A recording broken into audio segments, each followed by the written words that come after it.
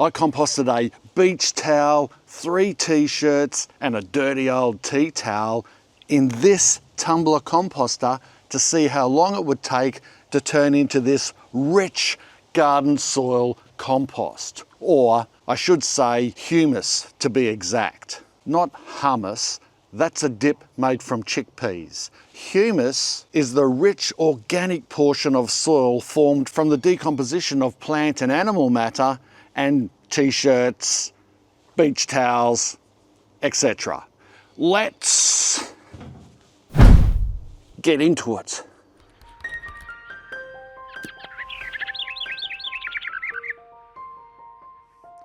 Now I'll get to how to and how long it took soon, but I first want to explain why you should compost your old beach towels, tea towels and clothes, and also some important things you should know before you do. The first reason for composting your old clothes and towels is that gardeners often complain that they don't have enough organic materials to make the amount of compost or humus their garden needs. So using old towels and clothes is a good way to bulk up your compost pile. It reduces landfill. If you're worried about how much household waste you're putting into landfill, well, this is a good way to reduce your overall footprint.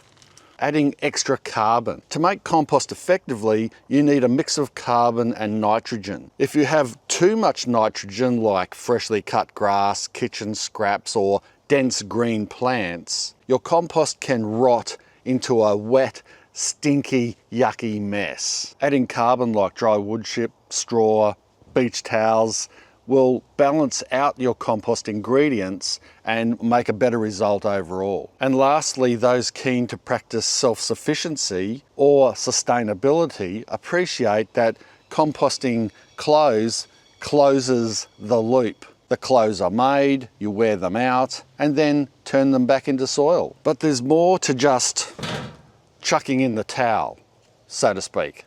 To go from this to this was easy, but it took more than just time. So let me explain the process to you. To start with, whatever clothes or materials you want to compost, ensure that they are natural and organically based, such as those made from cotton, hemp, wool, bamboo, or even wood, just like my new book, 100 Crops You Can Grow.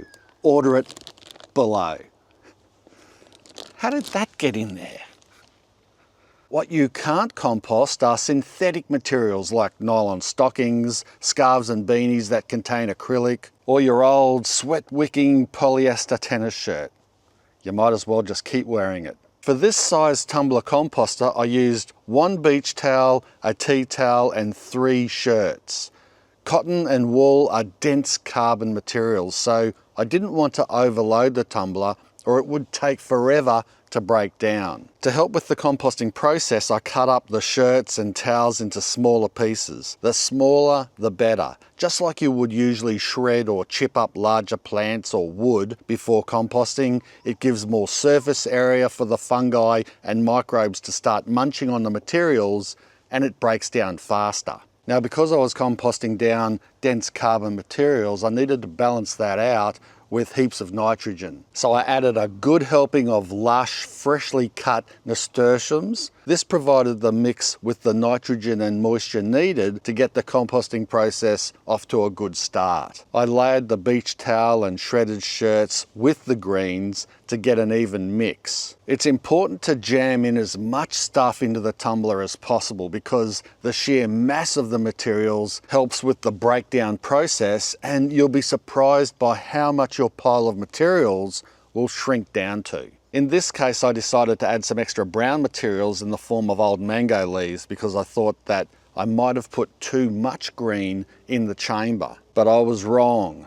More about that later. When it comes to how much green to brown or nitrogen to carbon, I don't have a strict ratio and I generally work on about 50-50. But as you'll see, I needed to adjust this mix and add to it over time to keep that composting process going. Once the chamber is full, you can give it a few turns to help mix it up, but it's usually a waste of time when it's packed in so tight. And I prefer to wait 3 to 7 days for it to sweat and sort of melt down before I give it some turns and mix it up. Then it's just a simple matter of turning the tumbler, giving it a few spins once or twice a week. After 3 months, I noticed that the materials in the tumbler had dried out considerably and were hardly breaking down at all.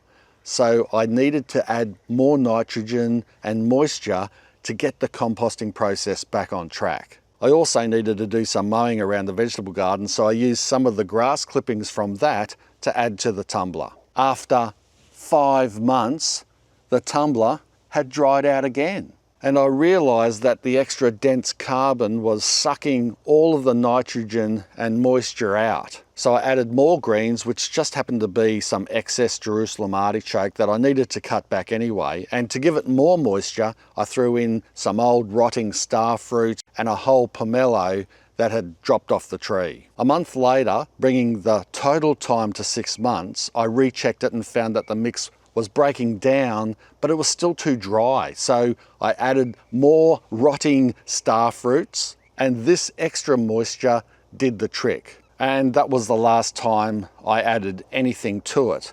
So here we are now, fast forward to 8 months.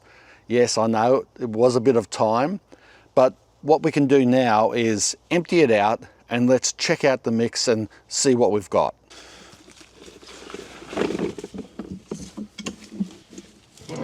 Okay, let's go. Let's get this gold out.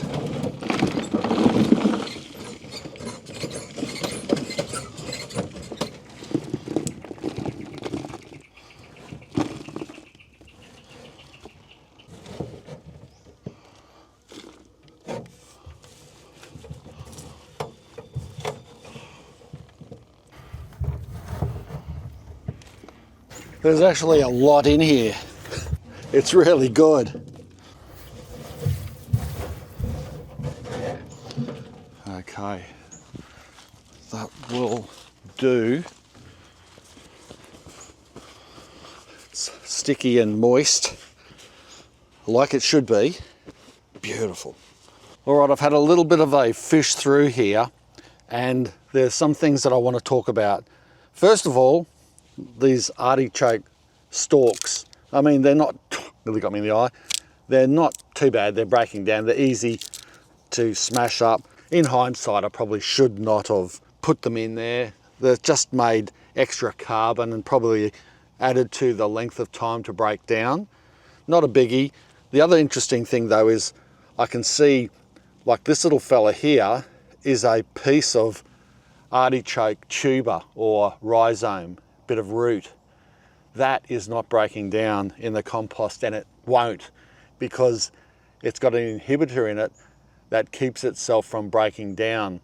This is totally edible, of course, and what it does is that inhibitor prevents it from rotting in the soil, which makes this such a fantastic vegetable. Anyway, I'm getting off track, but yeah, that is not going to break down.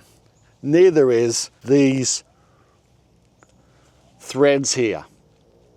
Now, these are from, I reckon, the collar, yeah, for sure, the collar of the shirts. So it says to me that there is some synthetic material around the collar that isn't breaking down. It's synthetic, it's nylon or something to maybe give it a bit of stretch or to keep it in place so it won't warp or go out of whack or whatever. So that is not ideal, is it? And the other thing that confirms it is this piece here. You can see what's left here is the stitching. So that must be made of nylon. And then you've got the tag, the nylon tag, which has stayed intact. And there's probably 2 more in here somewhere as well that I'm going to find. I'll probably fish through. Then I've found a bit of a plastic plant label and a bit of nylon twine that somehow got in here. So I'll remove these and any more that I find, and we'll put that to the side. But overall, there is no sign, there's more Jerusalem artichoke, there is no sign of the beach towel or the whole shirts, none of that. It's turned completely into beautiful compost. It's black, it's moist, it's got some more strands in it, put that to the side. And yeah, what you could typically do is sift this to get the chunkier bits out, the larger sticks and the piece of Jerusalem artichoke stalks or whatever, or you can just break them up. I typically don't. When I'm using it in the garden, I'll just throw it in the garden bed just like this and let it continue to break down, and those big chunky bits don't hurt at all. But if you're going to use it as a seed raising mix, where you plant seeds in and let those seeds come through, these chunky bits can sometimes prohibit the seed from going through and breaking through the surface. So what I would do in that case is take it through either a hand sifter or a rolling sifter. You can make a smaller mix, and that is handy for those other types of jobs. Now, I know what some of you might be thinking. What about the logo here? And this is a valid point. While the fabric was 100% cotton, the print itself likely contains plastic-based ink like PVC or plastisol, which doesn't break down like organic matter. That means there might be tiny bits of print scattered throughout this compost in the form of microplastics, which I'm sure you've probably heard of by now, and that's not ideal. So in the future, I'll definitely keep that in mind. Maybe cut the logo out and put that into the rubbish. So is it safe? Well, 3 shirts with this logo, well, it's probably not going to contaminate it too much, and I'm not going to worry about it. But look, if you're composting synthetic materials, you shouldn't be. So I would say don't do it, because what could happen is over time those microplastics will build up in your garden soil, and who knows what type of problems that could cause to earthworms, microbes and other things that you really want to, and yourself and your family, when you're trying to do your best to be an organic gardener. What do you think? Natural fibres, great for compost, and printed logos, maybe not? Leave your thoughts in the compost section below. But there is some fascinating research showing that certain bacteria, fungi, and even some worms can slowly break down plastic-based materials such as plastisol. However, it's a lengthy and gradual process, and in a home compost setup like mine, it's unlikely to fully decompose. That's why I think it's best to be mindful of what we're adding to our compost, especially anything synthetic. Am I still going to use this wonderful black gold? Absolutely, but like anything we pull out of our garden, we'll wash it first before we eat it.